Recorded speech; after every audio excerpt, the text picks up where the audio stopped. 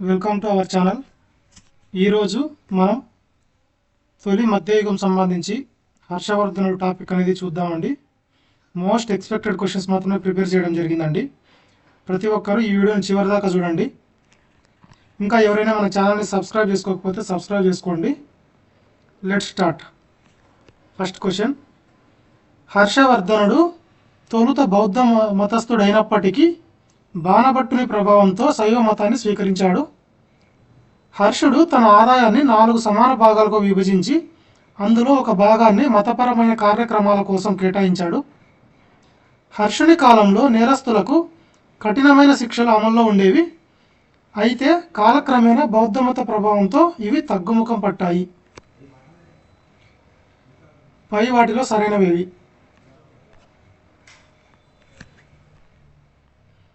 Option B is correct answer అండి. 2, 3 statements are correct. హర్షుడు తన ఆదాయాన్ని 4 సమాన భాగాలుగా విభజించి అందులో ఒక భాగాన్ని మతపరమైన కార్యక్రమాల కోసం కేటాయించేవాడు. నెక్స్ట్, హర్షుని కాలంలో నేరస్తులకు కఠినమైన శిక్షలు అమల్లో ఉండేవి. అయితే కాలక్రమేణా బౌద్ధ మత ప్రభావంతో ఇవి తగ్గుముఖం పట్టాయి. దీస్ 2 స్టేట్మెంట్స్ ఆర్ కరెక్ట్ అండి. ఆప్షన్ 1 అనేది ఎందుకు రాంగు అంటే, ఫస్ట్ స్టేట్మెంటు, హర్షుడు తొలుత శైవుడు అండి, నాట్ బుద్ధుడు. హర్షుడు తొలుత శైవుడు, కానీ ఆ తర్వాత బౌద్ధ మతాన్ని విశేషంగా ఆదరించాడు. బాణభట్టుడు ఆయన ఆస్థాన కవి మాత్రమే. బాణభట్టుడు అనేవాడు హర్షవర్ధుని యొక్క ఆస్థాన కవి మాత్రమే. మొదట్లో హర్షుడు అనేవాడు శైవ మతానికి చెందినవాడు, తర్వాత బౌద్ధ మతాన్ని ఆదరించాడంట. హుయాన్సాంగ్ ప్రకారం హర్షుడు ఆదాయాన్ని 4 భాగాలుగా రాజు అవసరాలు, పండితులు, అధికారుల జీతాలు, మత కార్యక్రమాలుగా విభజించేవాడంట. ప్రారంభంలో రాజద్రోహం, దొంగతనం వంటి నేరాలకు చేతులు నరకడం వంటి శిక్షలుండగా బౌద్ధమత ప్రభావంతో అవి జీవిత ఖైదుగా మారాయి. స్టార్టింగ్లో చేతులు అనేవి నరికేవాళ్ళంట, అలాంటి కఠినమైన శిక్షలు అనేవి ఉండేవంట. బౌద్ధమత ప్రభావంతో అవి ఒక ఖైదీగా మార్చాయంట, జీవిత ఖైదీగా. Next question, match the following based question. Harshacharita సియుకి బన్సకేరా శాసనం ప్రియదర్శిక.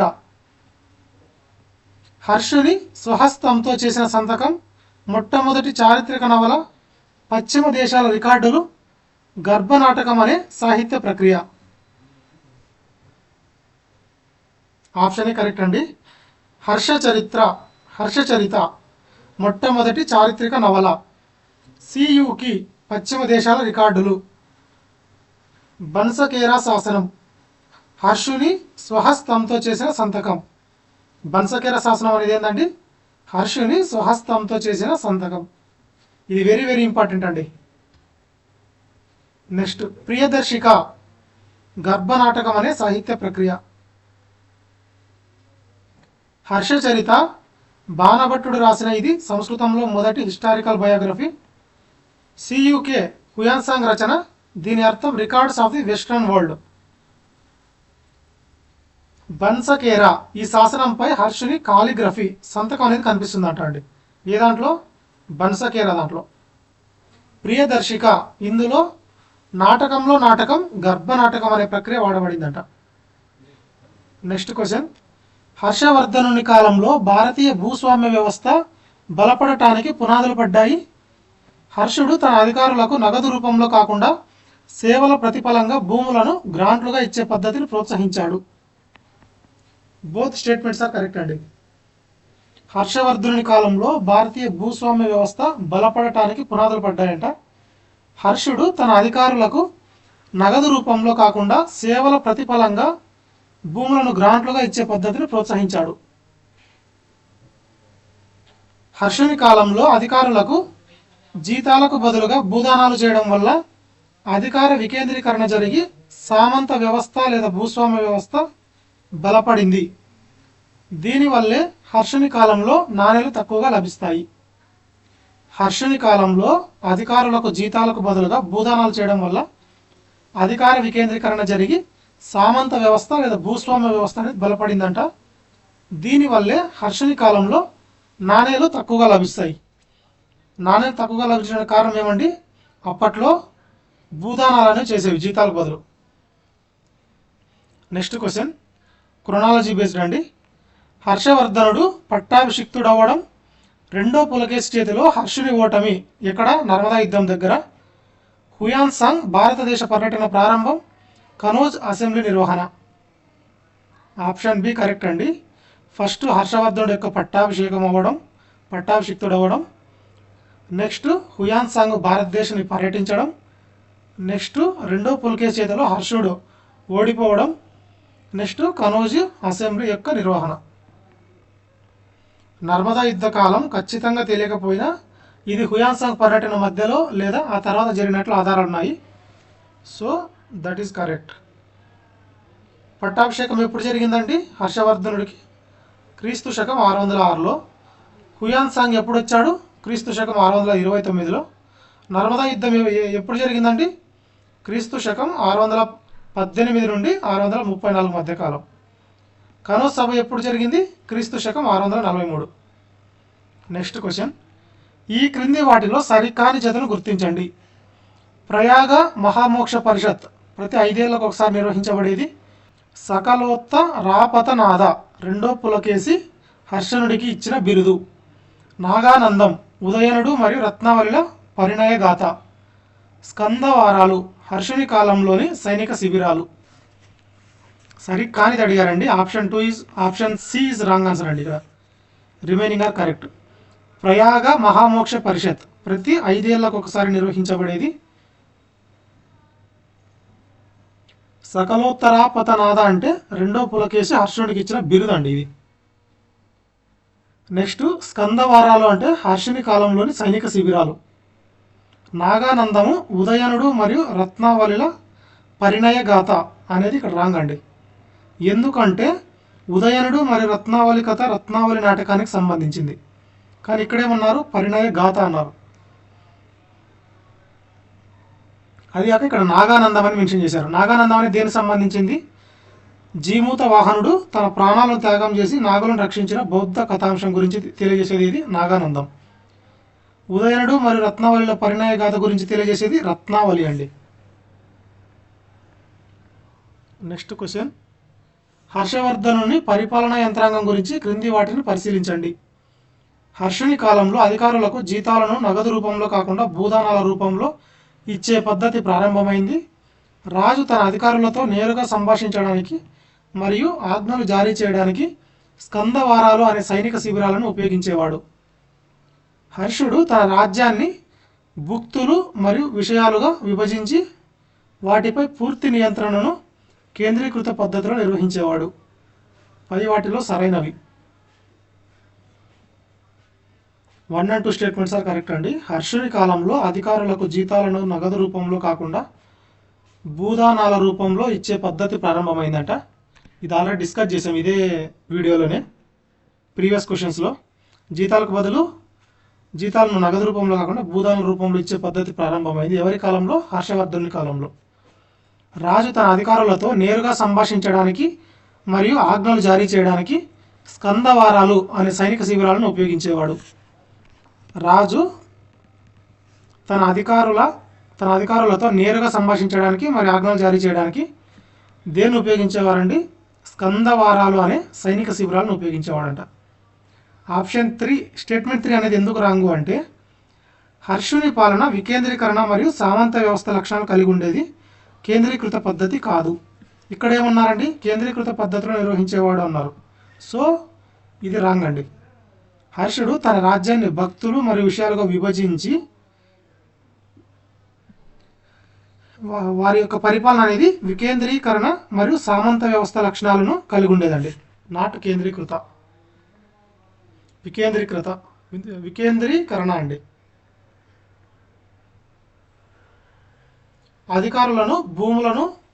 అధికారులకు భూములను గ్రాంట్లుగా ఇచ్చే విధానం ఇతని కాలంలోనే బలపడిందంట. నెక్స్ట్ క్వశ్చన్, కనోజ్ అసెంబ్లీ మరియు ప్రయాగ మహామోక్ష పరిషత్ మధ్య వ్యత్యాసాలను గుర్తించండి. కనోజ్ అసెంబ్లీ మరియు ప్రయాగ మహామోక్ష పరిషత్ మధ్య వ్యత్యాసాలను గుర్తించండి. కనోజ్ అసెంబ్లీ ప్రధానంగా మహాయాన బౌద్ధ మత ప్రచారం కోసం నిర్వహించబడింది. ప్రయాగ మహామోక్ష పరిషత్ ప్రతి 5 సంవత్సరాలకు ఒకసారి దాన ధర్మాల కోసం నిర్వహించబడేది. కనౌజ్ సభకు హుయాన్సాంగ్ అధ్యక్షత వహించగా ప్రయాగ పరిషత్లో హర్షుడు బుద్ధుడితో పాటు సూర్యుడు మరియు శివుడిని కూడా ఆరాధించాడు. ఆల్ స్టేట్మెంట్స్ ఆర్ కరెక్ట్ అండి. దేని గురించి చెప్తుంది ఇది? కనౌజ్ అసెంబ్లీ మరియు ప్రయాగ మహామోక్ష పరిషత్ మధ్య డిఫరెన్సెస్ అండి. కనౌజ్ అసెంబ్లీ ప్రధానంగా మహాయాన బౌద్ధ మత ప్రచారం కోసం నిర్వహించబడింది. ప్రయాగ మహామోక్ష పరిషత్తు ప్రతి 5 సంవత్సరాలకు ఒకసారి దాన ధర్మాల కోసం నిర్వహించబడేది. కనౌజ్ సభకు హుయాన్సాంగ్ అధ్యక్షత వహించగా ప్రయాగ పరిషత్తులో హర్షుడు బుద్ధుడితో పాటు సూర్యుడు మరియు శివుడిని కూడా ఆరాధించాడు. హర్షుడు ఎవరెవరిని ఆరాధించాడండి? బుద్ధుడితో పాటు సూర్యుడిని శివుడిని ఆరాధించాడంట. హర్షుడు మత సామరస్యాన్ని పాటిస్తూ ప్రయాగాలో బుద్ధుడితో పాటు సూర్య శివారాధన చేసేవాడు. నెక్స్ట్ క్వశ్చన్, హర్షవర్ధనుని సాహిత్య అభిరుచి మరియు శాసనాల ఆధారంగా సరికాని జతను గుర్తించండి. సరికానిది అడిగారండి. మధుబన్ రాగి శాసనం బ్రాహ్మణులకు సోమకుండ గ్రామాన్ని దానం చేసినట్లు తెలుపుతుంది. భర్తృహరి హర్షుని ఆస్థానంలోని గొప్ప వ్యాకరణకర్త మరియు వాక్యపదీయ రచయిత. రత్నావళి వసంతోత్సవం వంటి పండుగలను వర్ణించే సంస్కృత నాటకం. మయూరుడు హర్షుని జీవిత చరిత్ర అయిన హర్ష చరిత్రను రచించాడు. ఇక్కడ సరికానిది అడిగారండి. Option C is wrong answer. Harsha చరిత్రను రచించింది ఎవరండి? బాణభట్టుడు అండి, మయూరుడు కాదు. మయూరుడు మయూర శతకం రచించాడండి. Next remaining statements are correct. Madhuban రాగి శాసనం అంటే బ్రాహ్మణులకు సోమకుండ గ్రామాన్ని దానం చేసినట్లు తెలుపుతుందట ఇది. భర్తృహరి శాసనం అనేది హర్షుని ఆస్థానంలో గొప్ప వ్యాకరణకర్త మరియు వాక్యపదీయ రచయిత. ఎవరు? భర్తృహరి. రత్నావళి అంటే వసంతోత్సవం వంటి పండుగలను వర్ణించే సంస్కృత నాటకం. నెక్స్ట్ క్వశ్చన్, హుయాన్సాంగ్ అందించిన సామాజిక ఆచారం ప్రకారం సరైనవేవి? అంటరాని వారైన చండాలురు సామాజిక వివక్షను ఎదుర్కొనేవారు. శూద్రులు కేవలం సేవకులుగా మాత్రమే కాకుండా స్వతంత్రంగా వ్యవసాయం చేసేవారు. భారతదేశంలో కుల వ్యవస్థ పటిష్టంగా ఉండి వృత్తులు కులాల ప్రాతిపదికన ఉండేవి. రాజ్యంలో దొంగతనాలు అస్సలు జరిగేవి కాదు, అందుకే చట్టాలు చాలా సరళంగా ఉండేవి. ఇక్కడ ఏమడిగారండి? సరైనవి అడిగారండి క్వశ్చన్లో. 1, 2, 3 ఓన్లీ కరెక్ట్. అంటరాని వారైన చండాలురు సామాజిక వివక్షను ఎదుర్కొనేవారు. శూద్రులు కేవలం సేవకులుగా మాత్రమే కాకుండా స్వతంత్రంగా వ్యవసాయం చేసేవారంట. భారతదేశంలో కుల వ్యవస్థ పటిష్టంగా ఉండి వృత్తుల కులాలు ప్రాతిపదికన ఉండేవి. ఇక్కడ ఆప్షన్ 4 అనేది రాంగ్ అండి. ఎందుకు అంటే హుయాన్సాంగ్ స్వయంగా దారి దోపిడీకి గురయ్యాడు, అలాగే ఆ సమయంలో చట్టాలు చాలా కఠినంగా ఉండేవి అని చెప్పాడండి. నేరస్తుల చేతులు నరకడం వంటివని చెప్పాడండి. ఎవరు? హుయాన్సాంగ్. కానీ ఇక్కడేమన్నారు? దొంగతనాలు అస్సలు జరిగేవి కాదు, చట్టాలు చాలా సరళంగా ఉండేవి అన్నారండి. అందుకే ఈ statement wrong. Next question sequence based అండి ఇది. ప్రభాకర వర్ధనుడు మరణించడం, రాజ్యశ్రీ భర్త గృహవర్మను దేవగుప్తుడు చంపడం, రాజ్యవర్ధనుడు శశాంకుని చేతిలో మోసపూరితంగా మరణించడం, హర్షుడు తన రాజధానిని తానేశ్వర్ నుండి కనౌజ్కు మార్చడం.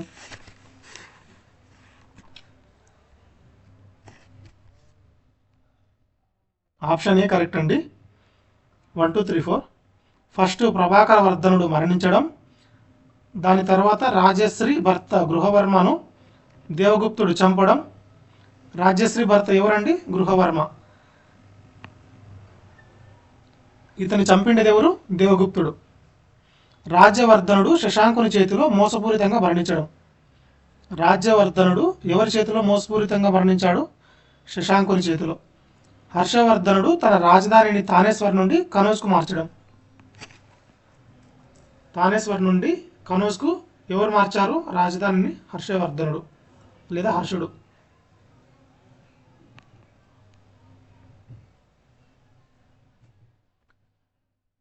మెయిన్ ఇంపార్టెంట్ పాయింట్ అండి ఇది. హర్షవర్ధుని సంతకం ఉన్న శాసనం ఏది అని అడిగితే బన్సకేరా రాగి శాసనం. ఇది ఆల్రెడీ డిస్కస్ చేశానండి, ఇనిషియల్గా కూడా చెప్పా. ఈ పాయింట్ వెరీ వెరీ ఇంపార్టెంట్ అని అన్నాను.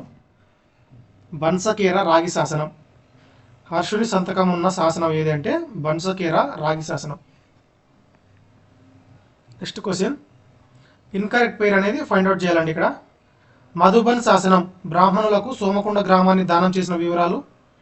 వాక్యపదీయ భర్తృహరి రచించిన వ్యాకరణ గ్రంథం. సియుకి హుయాన్సాంగ్ రాసిన తూర్పు దేశాల రికార్డులు. సకలోత్తపరా పతనాద హర్షవర్ధనునికి ఉన్న గౌరవ బిరుదు. సకలోత్తర పతనాద అంటే హర్షవర్ధనునికి ఉన్న గౌరవ బిరుదు. ఇన్కరెక్ట్ అడిగారండి. Incorrect is C. సియుకి హుయాన్సాంగ్ రాసిన తూర్పు దేశాల రికార్డులు అనేది ఇన్కరెక్ట్ అండి. సియుకి అంటే చైనీస్ భాషలో పశ్చిమ దేశాల రికార్డులు అండి, నాటు తూర్పు దేశాల రికార్డులు, పశ్చిమ దేశాల రికార్డులు ఈజ్ కరెక్ట్ ఆన్సర్. మధుబన్ శాసనం బ్రాహ్మణులకు సోమకొండ గ్రామాన్ని దానం చేసిన వివరాలు తెలియజేస్తుంది. వాక్యపదీయ భర్తృహరి రచించిన వ్యాకరణ గ్రంథం గురించి తెలియజేస్తుంది. సకలోత్తర పతనాద అంటే హర్షవర్ధనునికి ఉన్న గౌరవ బిరుదు గురించి తెలియజేస్తుంది. Next question. హర్షవర్ధనుడు మగధ పాలకుడైన పూర్ణవర్మను తన సామంతునిగా కలిగి ఉన్నాడు. హర్షుని సామ్రాజ్యంలో రాజద్రోహం తర్వాత దొంగతనం అతిపెద్ద నేరంగా పరిగణించబడేది. చైనాలోని టాంగ్ చక్రవర్తి వద్దకు హర్షుడు 3 రాయబార బృందాలను పంపగా హర్షుని వద్దకు ఒక బృందం మాత్రమే వచ్చింది. 1 and 2 స్టేట్మెంట్స్ ఆర్ కరెక్ట్ అండి. ఇక్కడ సరైన అడిగారు. హర్షవర్ధనుడు మగధ పాలకుడైన పూర్ణవర్మను తన సామంతునిగా కలిగి ఉన్నాడు. హర్షుని సామ్రాజ్యంలో రాజద్రోహం తర్వాత దొంగతనం అతిపెద్ద నేరంగా పరిగణించబడేది. చైనా నుండి 3 రాయబార బృందాలు హర్షుని వద్దకు వచ్చాయి. చివరి బృందం వచ్చేసరికి హర్షుడు మరణించి ఉన్నాడు.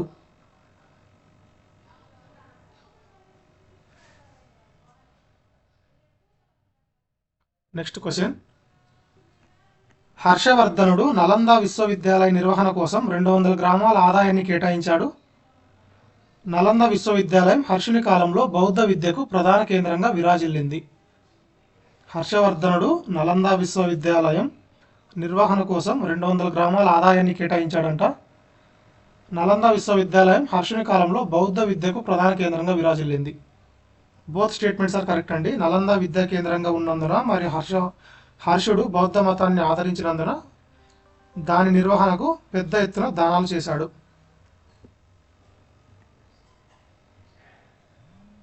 Next question. హర్షుడు నిర్వహించిన ప్రయాగ మహామోక్ష పరిషత్తు క్రమాన్ని అమర్చండి. ప్రయాగ మహామోక్ష పరిషత్ గురించి అడిగారండి.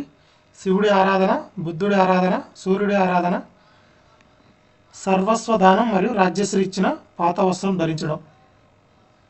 ఆప్షన్ ఏ కరెక్ట్ అండి. 2, 3, 1, 4. ఫస్ట్ బుద్ధుడి ఆరాధన, ఇది ఆల్రెడీ డిస్కస్ చేశాము ప్రీవియస్ క్వశ్చన్స్లో. నెక్స్ట్ సూర్యుడి ఆరాధన, తర్వాత శివుడి ఆరాధన, తర్వాత సర్వస్వం దానం మరియు రాజ్యశ్రీ ఇచ్చిన పాత వస్త్రం ధరించడం.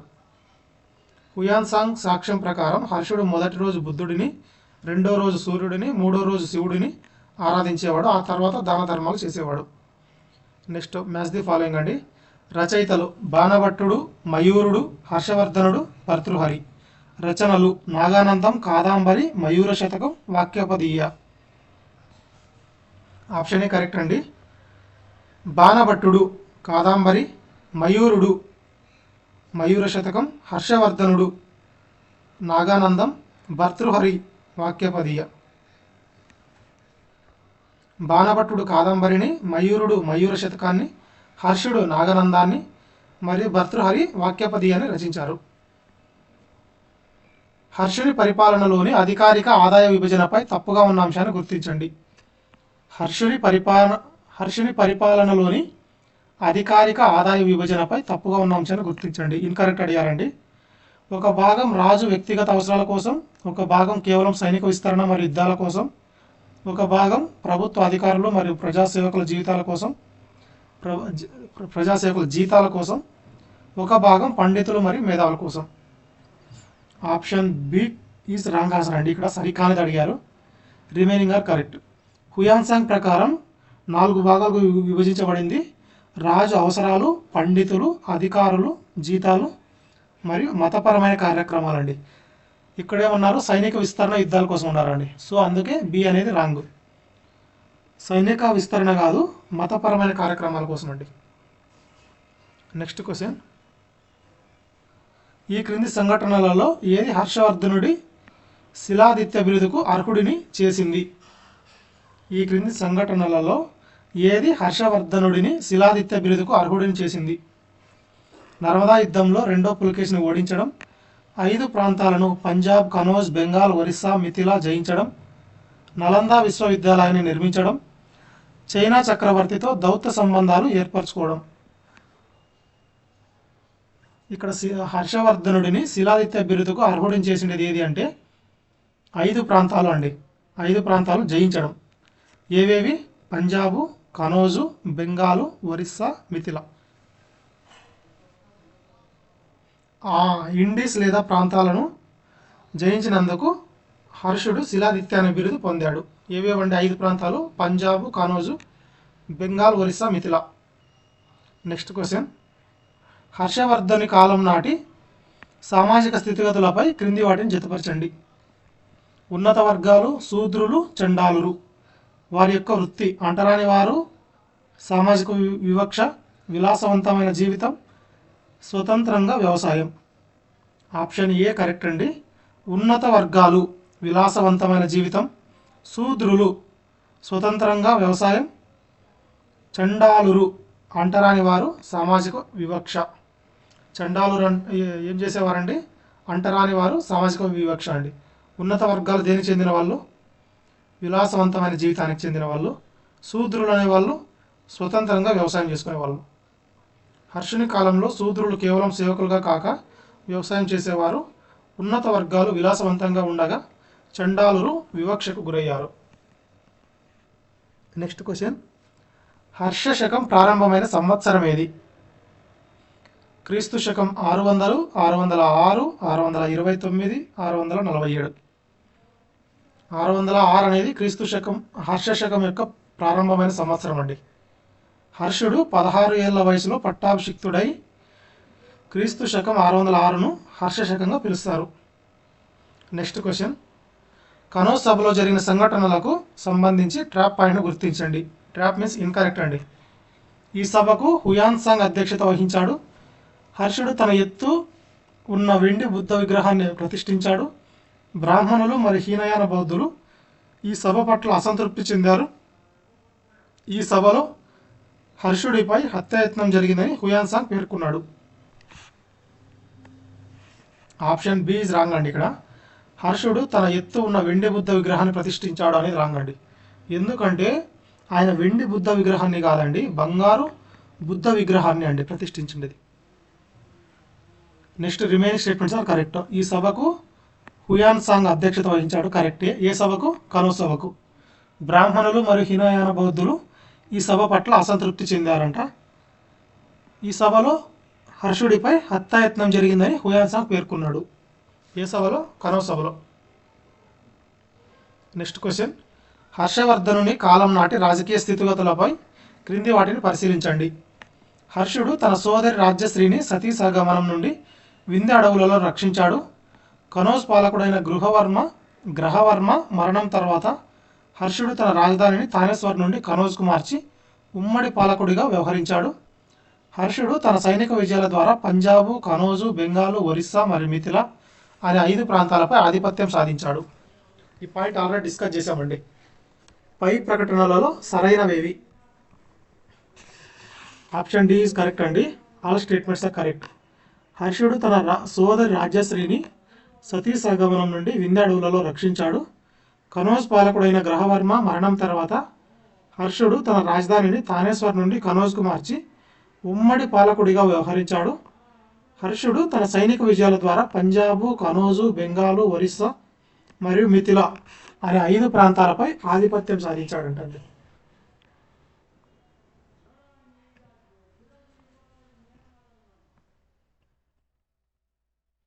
ఉత్తర భారతదేశ చక్రవర్తిగా నిలబెట్టిందటండి. ఎవరిని? హర్షవర్ధనుని. Next question. Match the following అండి. Hiuen Tsang, Itsing, Wang, Hiuen Tse, Tang సామ్రాజ్యం. విశేషాలు. క్రీస్తు శకం 670లో నలందాను సందర్శించిన చైనా యాత్రికుల యువరాజు, చైనాలోని టాంగ్ చక్రవర్తి రాయబార బృంద నాయకుడు. హర్షుడు దౌత్య సంబంధాలు కలిగి ఉన్న చైనా రాజవంశం. ఆప్షన్ ఏ కరెక్ట్ అండి.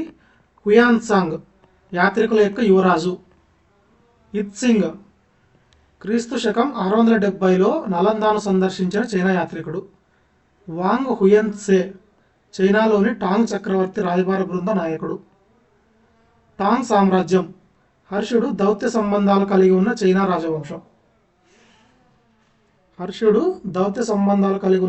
రాజవంశం. ఏది? టాంగ్ సామ్రాజ్యం. Next question. హర్షుని సాహిత్య సృజనలో గర్భనాటకం అనే ప్రక్రియలో ఏ నాటకంలో కనిపిస్తుంది? గర్భనాటకం అనే ప్రక్రియ ఏ నాటకంలో కనిపిస్తుంది? నాగానందం, రత్నావళి, ప్రియదర్శిక, హర్షచరిత. కరెక్ట్ ఆన్సర్ వచ్చేటప్పటికి సి అండి, ప్రియదర్శిక. హర్షుని సాహిత్య సృజనలో గర్భనాటకం అనే ప్రక్రియ అనేది ప్రియదర్శిక అనే నాటకంలో కనిపిస్తుందంట. గర్భనాటకం అనే విశిష్ట సాహిత్య ప్రక్రియను హర్షుడు తన ప్రియదర్శిక నాటకంలో ఉపయోగించాడు. ఇది వత్సరాజైన ఉదయనుడు మరియు ప్రియదర్శికల ప్రేమ కథ. Next question. హర్షవర్ధనుని కాలం నాటి ఆర్థిక మరియు పన్ను విధానాలపై సరికాని ప్రకటన గుర్తించండి. సరికానిది అడిగారండి. ప్రజలపై పన్నుల భారం చాలా తక్కువగా ఉండేది. ఆదాయాన్ని 4 సమాన భాగాలుగా విభజించే పద్ధతిని హుయాన్సాంగ్ వివరించాడు. అధికారులకు వారి సేవల ప్రతిఫలంగా కేవలం బంగారు నాణేల రూపంలోనే జీతాలు చెల్లించేవారు. దాన శాసనాలు తరచుగా స్కందవారాలు నుండి జారీ చేయబడేవి. క్రింది వాటిలో సరికానిది అడిగారండి ఇక్కడ. ఆప్షన్ సి ఇస్ రాంగ్ అండి. Remaining are correct. హర్షవర్ధుని కాలం నాటి ఆర్థిక పరిస్థితులు మరియు పన్ను విధానాలు ఎలా ఉండేవంటే ప్రజలపై పన్నుల భారం అనేది చాలా తక్కువ ఉండేదంట. ఎవరి కాలంలో? హర్షవర్ధుని కాలంలో. ఆదాయాన్ని 4 సమాన భాగాలుగా విభజించే పద్ధతిని హుయాన్సాంగ్ వివరించాడంట. దాన శాసనాలు తరచుగా స్కందవారాలు లేదా సైనిక శిబిరాల నుండి జారీ చేయబడేవంట. ఆప్షన్ సి అనేది ఎందుకు రాంగు అంటే ఇక్కడ ఏమన్నారండి? బంగారు నాణేల రూపంలోనే జీతాలు చెల్లించేవారు అన్నారండి. కానీ మనం డిస్కస్ చేసాం ఈ పాయింట్.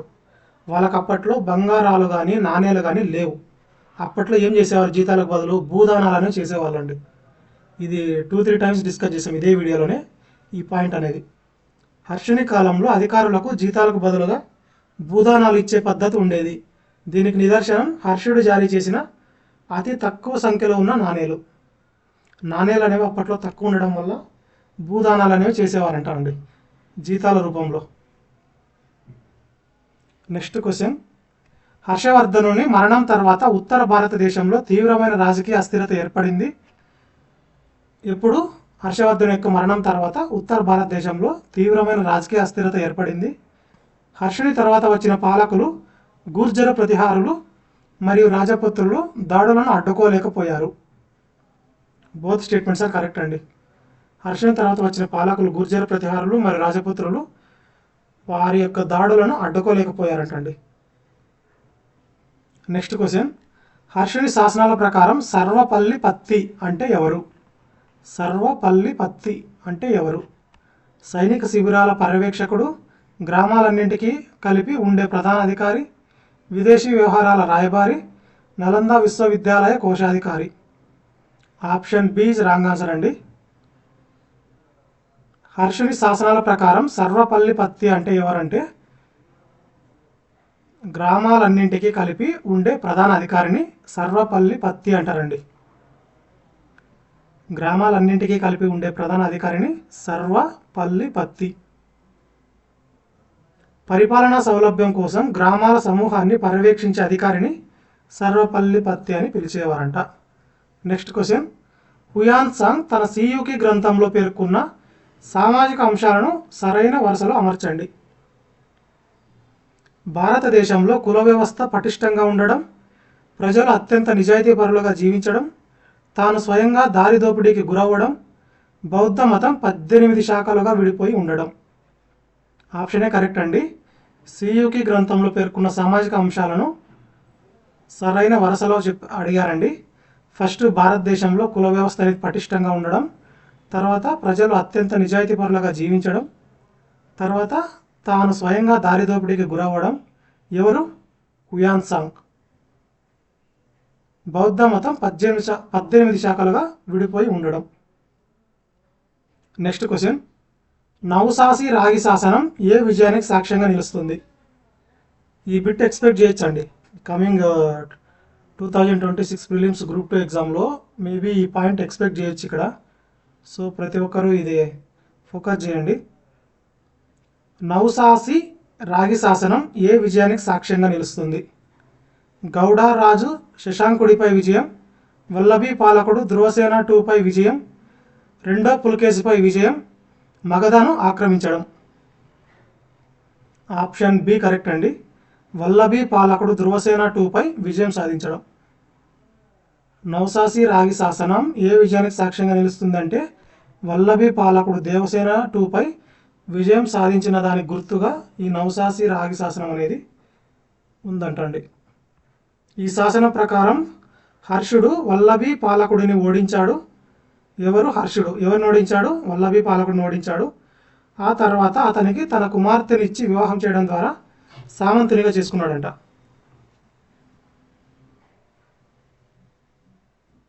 నెక్స్ట్ క్వశ్చన్, హర్షుని కాలంలో వాడుకలో ఉన్న స్కందవారము అనే పదానికి అర్థం ఏమిటి? హర్షుని కాలంలో వాడుకలో ఉన్న స్కందవారము అనే పదానికి అర్థం ఏమిటి? సైనిక శిబిరం అండి. స్కందవారం అంటే సైనిక శిబిరం. ఈ పాయింట్ ఆల్రెడీ డిస్కస్ చేసాము ప్రీవియస్ క్వశ్చన్స్లో, కాకపోతే అక్కడ డిఫరెంట్ పర్స్పెక్టివ్లో డిస్కస్ చేసాం.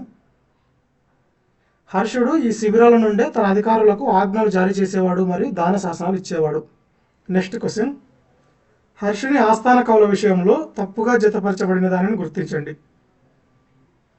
హర్షుని యొక్క ఆస్థాన కవుల గురించి అడిగారండి. ఇన్కరెక్ట్ పేరు ఏదో గుర్తించమన్నారు. బాణభట్టుడు పార్వతీ పరిణయం, భర్తృహరి వాక్యపదీయ, మయూరుడు మయూర శతకం, మాతాంగ దివాకరుడు హర్షశకం. Option D is wrong answer అండి. Remaining are correct. బాణభట్టుడు అంటే పార్వతీ పరిణయం, భర్తృహరి వాక్యపదీయ, మయూరుడు మయూర శతకం.